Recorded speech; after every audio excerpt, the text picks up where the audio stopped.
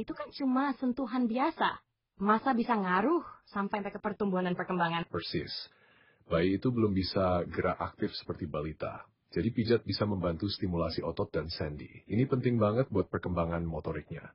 Apalagi untuk bayi prematur, pijat bisa bantu menaikkan berat badan, mempercepat pemulihan. Meskipun banyak video tutorial di luar sana, saya selalu ingatkan, yang terpenting bukan kesempurnaan gerakannya, tapi kualitas sentuhannya. Saya baru tahu kalau minyak juga harus diperhatikan betul ya.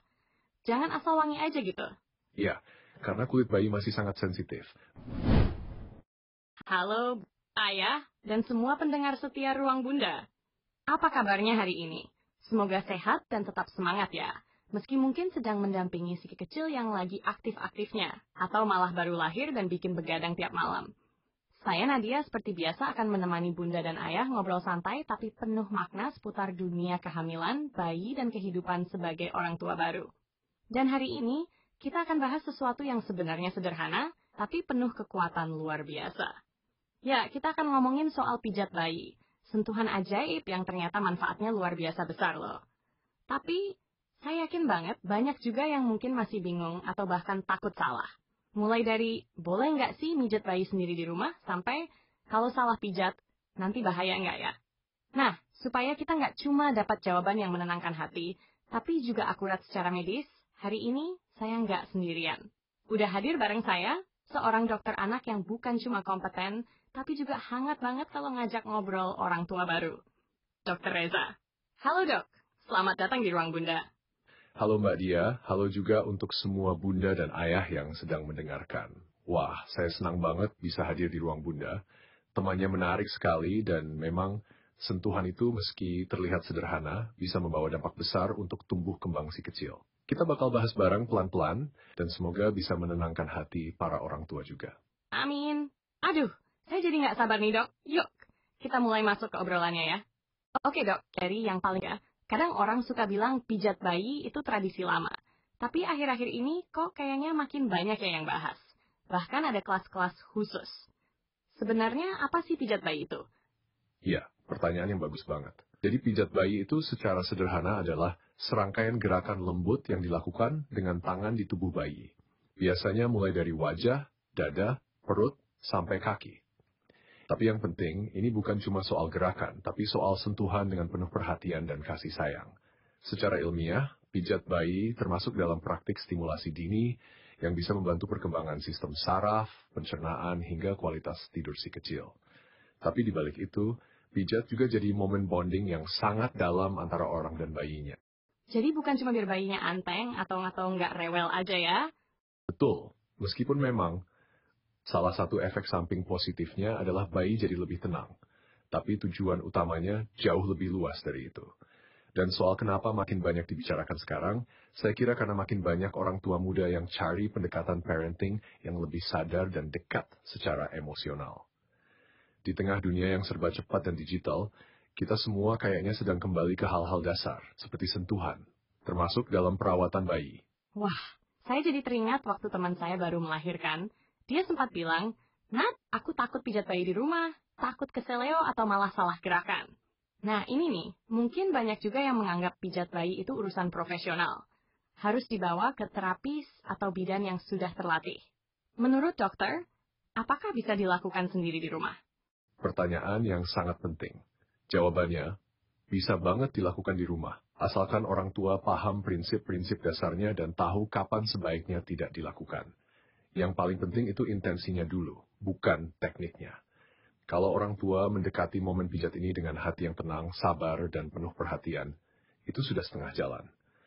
Tentu saja kalau memang ada kekhawatiran, orang tua bisa ikut kelas pijat bayi atau konsultasi dengan tenaga kesehatan. Tapi pijat bayi bukan keahlian yang hanya dimiliki profesional. Ini adalah sesuatu yang bisa dan sebaiknya menjadi bagian dari kehidupan sehari-hari di rumah. Dan mungkin yang bikin momen pijat bayi jadi terasa intim ya. Saya bisa bayangin, menyentuh bayi sambil melihat ekspresinya berubah. Matanya tertutup pelan, senyumnya muncul. Benar sekali. Di saat itu bukan cuma bayi yang merasa nyaman, tapi orang tuanya juga ikut mengalami proses penyembuhan. Bahkan secara psikologis, sentuhan itu bisa membantu mengurangi risiko baby blues pada ibu. karena hormon oksitosin, hormon cinta dan relaksasi akan meningkat. Wah, jadi saling menyembuhkan ya. Saya nggak nyangka bahwa sesuatu yang kelihatannya kecil, kayak pijat bayi, bisa punya efek sedalam itu. Ya, kita ini sering menganggap perawatan bayi hanya tentang nutrisi atau imunisasi. Tapi tubuh manusia, termasuk bayi, sangat responsif terhadap kontak kulit-kulit. Sebelum dia bisa ngomong, sebelum bisa menunjuk, yang dia pahami adalah sentuhan. Sentuhan adalah bahasa pertama, itu indah banget, Dok. Tapi, kalau boleh saya coba agak kritis sedikit ya, biar mewakili yang mungkin nggak skeptis. Ada juga yang bilang, itu kan cuma sentuhan biasa. Masa bisa ngaruh sampai ke pertumbuhan dan perkembangan, haha. Haha, boleh banget skeptis. Justru pertanyaan seperti itu bagus sekali. Jadi secara medis, sudah ada banyak penelitian yang menunjukkan bahwa pijat bayi bisa meningkatkan berat badan bayi prematur, memperbaiki pola tidur, mengurangi kolik, bahkan mempercepat pemulihan setelah imunisasi.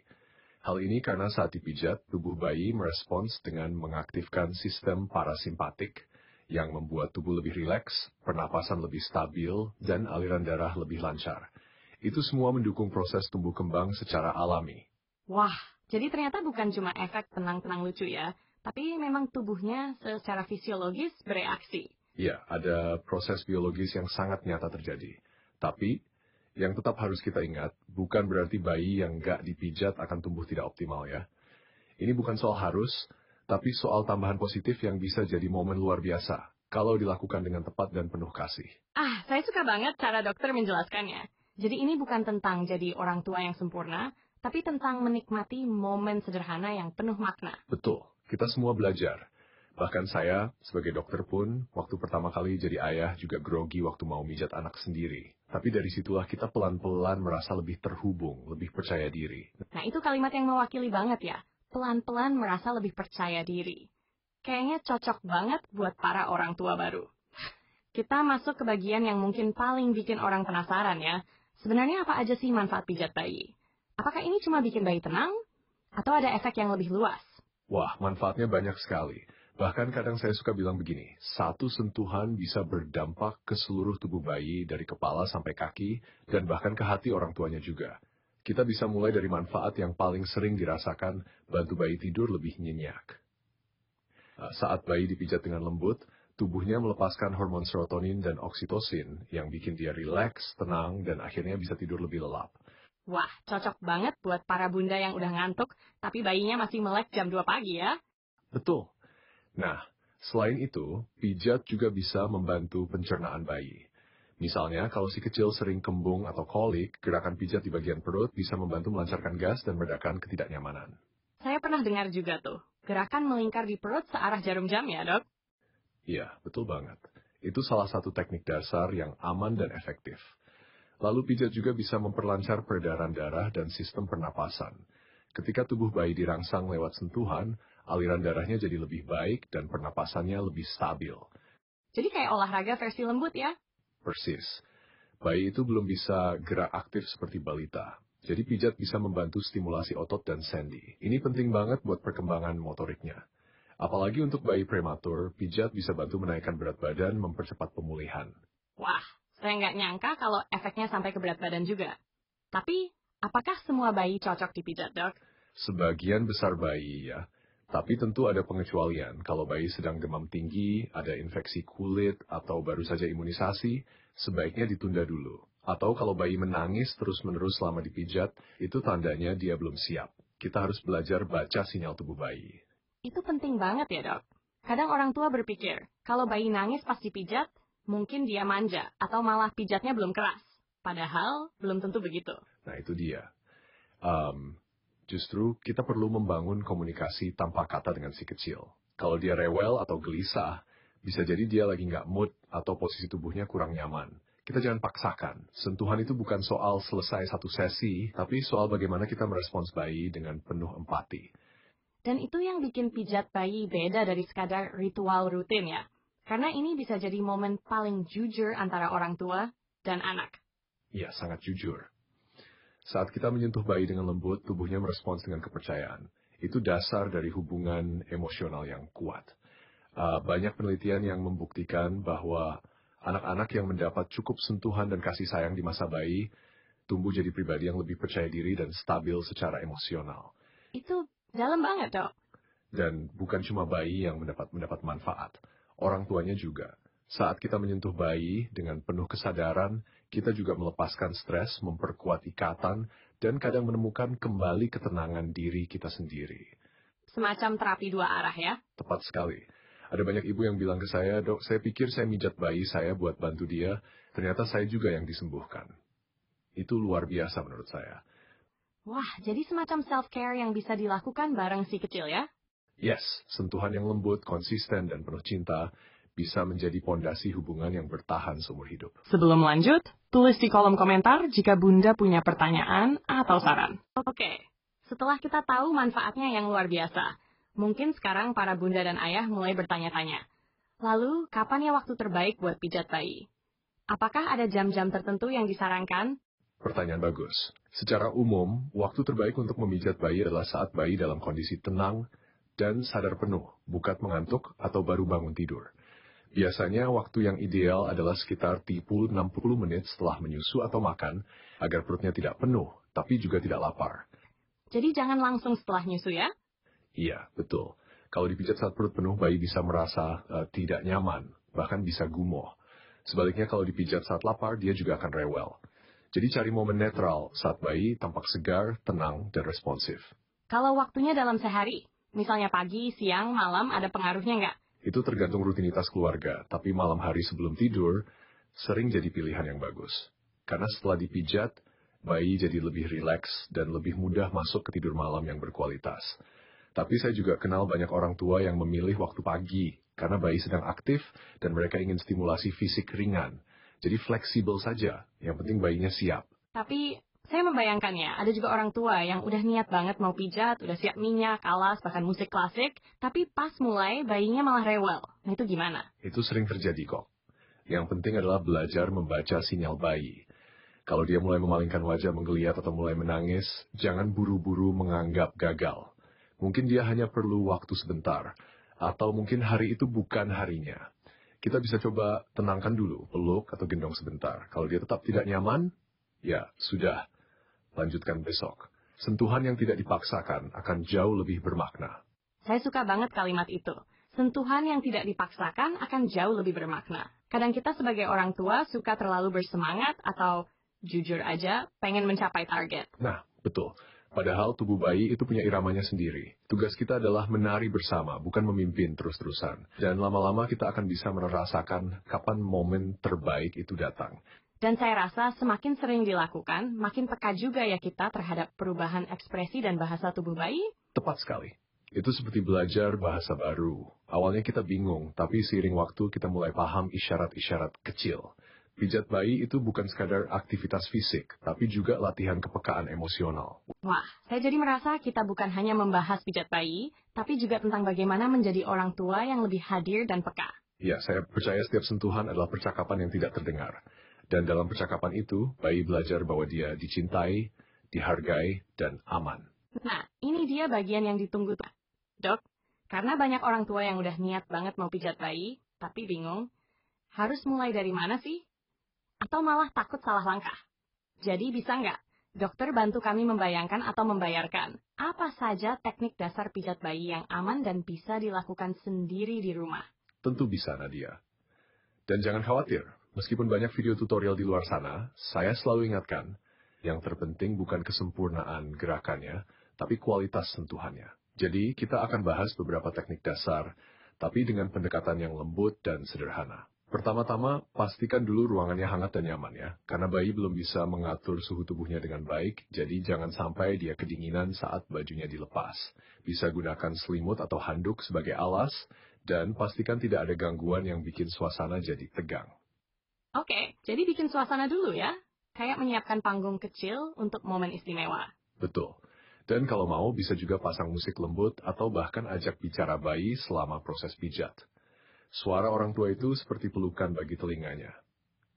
Lalu untuk alat bantu, cukup pakai minyak pijat khusus bayi. Bisa minyak kelapa murni, minyak zaitun, atau produk bayi yang jelas aman dan tidak mengandung parfum atau bahan kimia keras. Gunakan sedikit saja, tuangkan ke tangan, gosokkan hingga hangat sebelum menyentuh bayi. Saya baru tahu kalau minyak juga harus diperhatikan betul ya. Jangan asal wangi aja gitu. Ya, karena kulit bayi masih sangat sensitif. Bahkan beberapa minyak yang wangi justru bisa menyebabkan iritasi. Sekarang soal gerakan dasar, kita bisa mulai dari atas ke bawah. Biasanya urutannya begini. 1. Wajah. Gunakan ujung jari dengan sangat lembut. Pijat bagian dahi dari tengah ke samping, lalu pipi dan rahang. Hindari area mata. Ya. 2. Dada. Letakkan 2 tangan di tengah dada bayi, lalu geser perlahan ke samping seperti membuka buku. Gerakan ini membantu merilekskan pernapasan. 3. Perut. Pijat dengan gerakan melingkar searah jarum jam. Ini penting banget untuk membantu pencernaan dan meredakan gas. 4. Tangan dan kaki. Pegang lengan atau tungkai bayi dengan lembut, usap dari atas ke bawah. Bisa juga lakukan gerakan memutar kecil di pergelangan tangan dan kaki. 5. Punggung. Setelah bayi dibalik tengkurap, usap punggung dari leher ke pantat dengan gerakan panjang dan stabil. Dan semua itu dilakukan sambil, tersenyum mungkin? Atau ngobrol dengan si kecil? Iya, ekspresi wajah dan suara kita itu bagian dari komunikasi. Bahkan walau bayi belum mengerti kata-kata, dia merespons energi kita. Dan satu hal penting, ikuti ritme bayi. Jangan buru-buru dan berhenti jika bayi mulai rewel atau tidak nyaman. Berapa lama biasanya satu sesi pijat yang ideal? Sekitar 10-15 menit sudah cukup. Tidak harus lama, yang penting konsisten dan penuh cinta. Jadi sebenarnya bisa disesuaikan dengan kondisi masing-masing ya? Nggak harus meniru video tutorial yang 30 menit penuh gerakan dari kepala sampai ujung kaki. Betul banget. Kalau bayi sedang hanya nyaman dengan pijat tangan dan kaki saja, itu pun sudah baik. Jangan merasa gagal kalau tidak bisa menyelesaikan seluruh urutan. Aduh, ini beneran melegakan banget buat para orang tua. Karena kadang kita terjebak dengan target dan ekspektasi ya. Itulah kenapa saya selalu bilang, pijat bayi itu bukan kompetisi. Ini adalah percakapan intim yang penuh rasa percaya. Sekarang saya mau masuk ke bagian yang agak ngilu nih dok, tapi penting banget dibahas, yaitu kesalahan-kesalahan yang sering dilakukan saat pijat bayi. Kadang karena niat baik, tapi kurang informasi, orang tua jadi malah bikin bayi tidak nyaman ya. Betul sekali Nadia. Dan memang ini penting banget kita bahas, bukan untuk menakuti, tapi supaya kita bisa belajar dari kesalahan umum. Karena kuncinya bukan sempurna, tapi mau terus belajar. Yang pertama, memijat saat bayi lapar atau terlalu kenyang. Ini sering banget terjadi. Bayi yang lapar akan gelisah dan menangis, sedangkan kalau kenyang, dia bisa gumoh atau tidak nyaman. Wah, saya pernah lihat itu. Teman saya niat banget pijat habis menyusui, si kecil malah nangis terus dan muntah. Nah, itu contoh nyata. Jadi waktu yang tepat sangat penting. Cek dulu mood bayi, ekspresinya, gerakan tubuhnya. Kesalahan kedua adalah terlalu menekan saat memijat. Kadang orang dewasa terbiasa pijat refleksi yang keras, dan itu dibawa ke bayi. Padahal tubuh bayi sangat sensitif. Pijat bayi itu bukan seperti urut tradisional ya. Sentuhannya harus halus dan penuh kesadaran. Tapi ada juga yang bilang, kalau lembut-lembut banget nggak berasa dong. Nah itu gimana? Bayi bukan butuh rasa berasa. Dia butuh rasa aman dan nyaman. Otot dan kulit mereka masih berkembang. Sentuhan yang terlalu keras bisa menimbulkan trauma, bahkan luka. Kesalahan ketiga, tidak memperhatikan respon bayi. Kadang karena ingin menyelesaikan semua gerakan, orang tua memaksakan sesi pijat meski bayi sudah tidak nyaman. Padahal ini momen komunikasi dua arah. Saya bisa membayangkan. Mungkin niatnya, sayang dong, udah setengah jalan, tapi akhirnya jadi membuat bayi rewel atau malah takut dipijat. Iya, kita harus belajar let go, bahwa kadang yang terbaik justru ketika kita tahu kapan berhenti. Kalau dipaksakan, bayi akan mengasosiasikan pijat dengan ketidaknyamanan. Kesalahan berikutnya adalah menganggap semua bagian tubuh bisa dipijat sama rata. Padahal ada area sensitif seperti leher belakang, tulang belakang, dan area sekitar genital yang harus dihindari atau dilakukan dengan sangat hati-hati. Oh ya, saya baru kepikiran soal itu. Kadang kalau lihat bayi digerakkan terlalu bebas, saya suka merinding sendiri. Benar. Dan satu lagi, Nadia, ini cukup krusial, jangan memijat saat bayi sedang sakit atau demam tinggi, kecuali atas anjuran dokter. Banyak orang tua yang mengira pijat bisa mengeluarkan penyakit, padahal saat tubuh bayi sedang melawan infeksi, dia butuh istirahat, bukan stimulasi fisik tambahan. Wah, ini penting banget ditekankan ya. Kadang niatnya pengen membantu, tapi malah menambah beban tubuh bayi. Tepat. Jadi intinya, pijat bayi harus selalu dilakukan dalam konteks kesehatan, kenyamanan, dan keterhubungan emosional. Kalau 3 hal itu ada, maka sesi pijat akan jadi pengalaman yang sangat positif. Aduh, saya jadi merasa semua orang tua perlu dapat edukasi soal ini ya dok. biar makin percaya diri dan nggak merasa serba salah. Saya setuju, dan kita nggak harus langsung tahu semua hal. Yang penting mau belajar, mau mendengar, dan mau hadir sepenuhnya saat bersama si kecil. Kalau mau pijat bayi, harus ikut kursus dulu nggak sih? Soalnya ada rasa takut juga. Takut salah, atau malah bikin bayi nggak nyaman. Wajar banget, Nadia. Banyak orang tua merasa seperti itu. Apalagi sekarang, informasi tersebar di mana-mana dari media sosial, video tutorial, sampai kelas-kelas parenting. Jadi kadang kita malah bingung sendiri ya. Iya, betul. Mau ikut kelas takut mahal, mau belajar sendiri takut salah. Secara prinsip, orang tua bisa kok belajar melakukan pijat bayi secara mandiri di rumah. Asal dilakukan dengan kesadaran, kelembutan, dan informasi yang benar. Ada banyak panduan sederhana yang bisa diikuti, mulai dari buku panduan dari rumah sakit, video dari tenaga kesehatan resmi, atau bahkan kelas online yang terpercaya. Tapi, kalau ada kesempatan dan sumber daya, ikut kelas pijat bayi yang difasilitasi oleh bidan, perawat, atau terapis bersertifikat, tentu akan memberi kepercayaan diri lebih. Tapi, itu bukan keharusan ya? Bukan sama sekali. Jangan sampai muncul stigma bahwa kalau belum ikut kelas, jangan berani pijat bayi. Justru kita ingin semangat belajar itu datang dari kenyamanan, bukan rasa takut. Yang penting pastikan sumber informasinya benar dan tidak asal viral. Misalnya, hindari tutorial dari akun-akun yang tidak punya latar belakang medis atau tidak bekerja sama dengan tenaga kesehatan. Itu penting banget, Dok. Karena sekarang apapun bisa kelihatan meyakinkan di internet, padahal isinya belum tentu aman. Tepat. Jadi kalau boleh saya kasih panduan singkat. Kalau ingin belajar sendiri, carilah materi dari sumber yang punya kredibilitas, misalnya rumah sakit, lembaga kesehatan, atau komunitas parenting yang bekerja sama dengan profesional. Dan, ini juga penting, berbagi pengalaman dengan sesama orang tua juga bisa membantu. Misalnya, tanya ke teman yang sudah pernah melakukannya, atau ikut forum daring. Tapi tetap kritis ya, dengarkan, lalu sesuaikan dengan kondisi bayi kita sendiri. Saya suka bagian ini, Dok. Karena kadang yang dibutuhkan bukan cuma informasi, tapi juga rasa didukung. Rasa nggak sendiri. Belajar jadi orang tua itu bukannya semua jawaban, tapi tentang berani bertanya, berbagi, dan terus mencoba. Oke, sebelum menutup, saya ingin mengajak kita ngobrol satu hal yang lebih emosional nih. Kadang, orang tua yang niat pijat bayi justru akhirnya merasa tertekan karena takut nggak cukup baik. Jadi kayak, aku belum bisa pijat bayi, aku ibu yang gagal. Padahal kan niat awalnya justru untuk mendekatkan diri dengan anak ya. Saya senang banget topik ini diangkat. Karena memang ada kecenderungan sekarang, apalagi di media sosial, kita melihat cuplikan-cuplikan orang tua yang terlihat sempurna. Mijat bayinya sambil pakai musik lembut, lampu remang, bayi senyum manis. Padahal kenyataannya, mungkin ada bayi yang pipis pas lagi dipijat, atau malah nangis dari awal sampai akhir. Persis. Dan itu normal sekali. Yang perlu kita sadari adalah, pijat bayi bukan kompetisi dan bukan kewajiban. Ini adalah undangan. Undangan untuk hadir, untuk menyentuh dengan cinta, untuk mengenal anak kita lebih dalam. Dan kadang menyentuh bayi tanpa pijat formal pun sudah jadi bentuk komunikasi. Gendongan hangat, usapan saat menyusui, pelukan setelah mandi, itu semua adalah bentuk pijat alami. Wah, jadi tenang rasanya dengar itu. Karena ada banyak orang tua yang mungkin belum bisa punya waktu atau energi untuk pijat formal tiap hari, tapi tetap ingin terkoneksi dengan bayinya. Dan mereka tidak kalah baik dari yang lain. Pijat bayi bukan tentang berapa lama atau seberapa sempurna tekniknya, tapi tentang apakah kita hadir dan apakah kita mencintai dengan utuh. Lebih baik 1 menit pijat dengan cinta, daripada 10 menit sambil tergesa-gesa dan penuh tekanan. Merinding saya dengarnya. Kayaknya kata-kata itu perlu dicetak dan ditempel di kamar semua orang tua baru deh.